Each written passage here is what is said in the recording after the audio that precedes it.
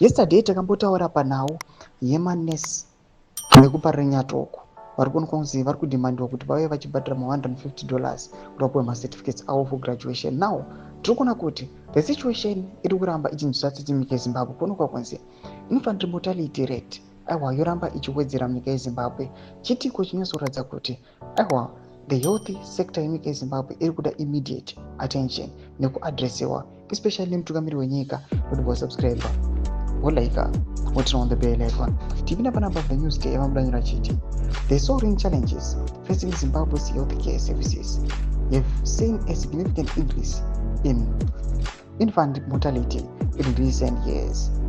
The country's health sector has been battered by an economic downturn and exacerbated by a huge brain drain that has witnessed the departure of health workers for greener pastures.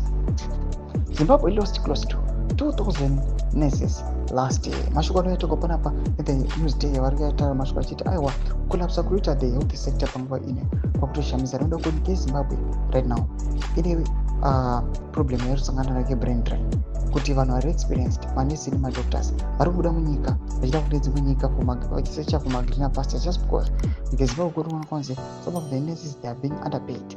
Pazvaakuva kuya neproblem manje kuti vese vabereki vari kuona kwanzi vari kuda kugive birth havachasangani nevanhu vari experienced, vanhu vakadzidza vanokwanisa kuti vakwanise kuvabatsira pakugive birth. Kuri kuona kwanzi vana vazhinji vari kufa during birth. Zvinozonekwa kunzi this issue must be addressed especially with the health sector. Makaona nhau ichichiriridza panguva ino muchiona the youth leader weZANU-PF achimveta mutungamiri wenyika kuti auye achiona the situation imwe hospital. Zviitiko zvinhu zvitoitika paground. Imodisa mafunguro enyu moti kudii pamusoro pechitiko ichi. Nakomai section medu mafunguro enyu. Subscribe, like, chat on the bell icon.